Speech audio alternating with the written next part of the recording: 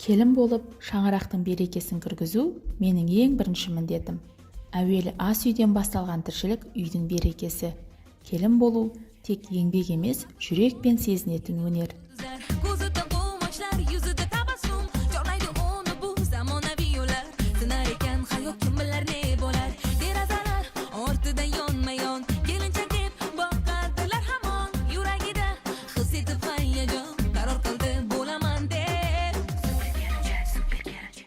Ата мен енеден бата алып басталған күн ырысты болады дейді. Сол себепті әр таңды алғыспен, ақ тілекпен қарсы қыламын. Таңғы асымды әзірлеп болған соң, балаларды ұйқысынан ояттық.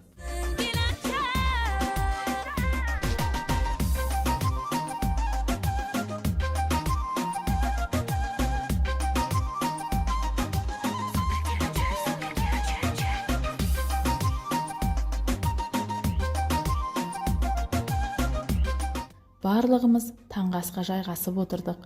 Бір-бірімізге жылы тілектер айтып, әркім өзіне керек асты алып, ортақ дастарханның берекесін арттырды.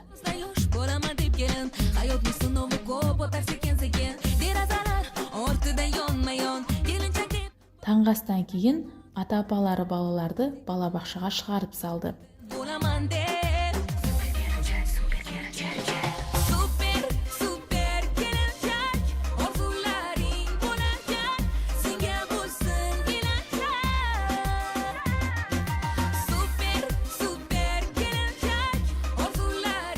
Жолдасым алдымен мені мектепке алып барып, жұмысқа уақытында жетуімді қамтамасыз етті. Алда мені тағы бір міндет күтіп тұр. Шәкірттеріме білім сыйлау. Мектеп есігін ашып кіргенде, білім мен үміттің ауасымен тыныстағандай болдым. Алдымен оқу ісі жөніндегі завуч Ақбота Оразалиевнаға келіп, өзімнің сабақ жоспарыма қол қойдырдым. Сыныпқа кірген сәттен-ақ әр оқушы жаңа нәрсе білгісі келіп, ынталарын білдірді. Сабағымды бастадым, түсіндіруге тырыстым, сұрақ қойдым. Сыныпқа кірген сәттен-ақ әр оқушы жаңа нәрсе білгісі келіп, ынталарын білдірді.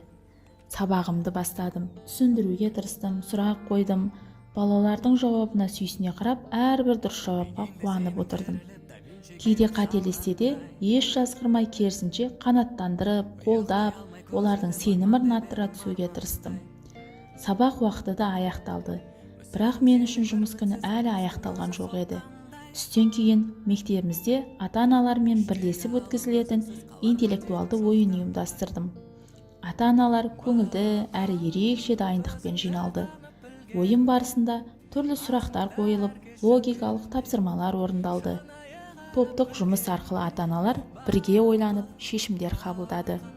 Мұндай шаралар арқылы мектеп пен ата-аналар арасындағы байланыс нығайып, баланың білімге деген ынтасы да арта түседі екен. Кеш соңында барлығымыз мәз болып, жылы лебіздерін білдіріп тарады. Ата-аналармен өткізген қызықты интеллектуалды кездесуден кейін жұмысымның тағы бір маңызды бөлігі басталды. 8-ші А сынып оқушысы Амангелді Назарбай мен астрономия бағыты бойынша ғылыми жобаға дайындалуға кірістік. Назарбай ерекше ынтамен тыңдап, әрбір тапсырманы жауапкершілікпен орындауда. Бірлескен еңбектің арқасында біз ғылыми жобамызды үлкен үмітпен бастауға алғашқы қадам жасадық. Ары қарай мен бірден мектебіміздің кітапханасына бардым.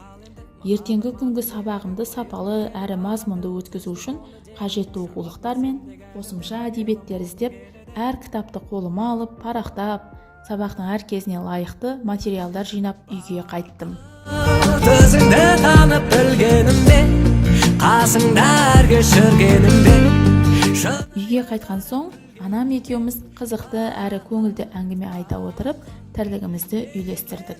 Бұрын мүлде сезінмек түгіл білмедім де, шынымен маған сездірдің де, бақыт, бақыт.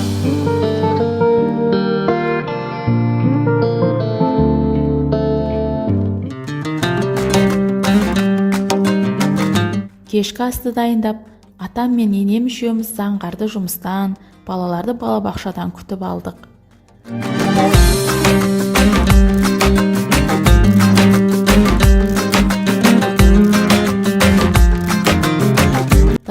басына жайғасып, дәмді кешкі асты бірге іштік.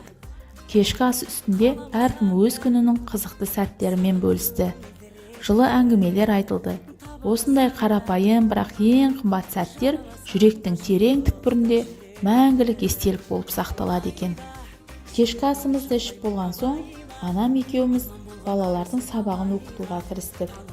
Үлкен ұлым апасымен бірге тапсырмаларды орындап, есептер шығарды.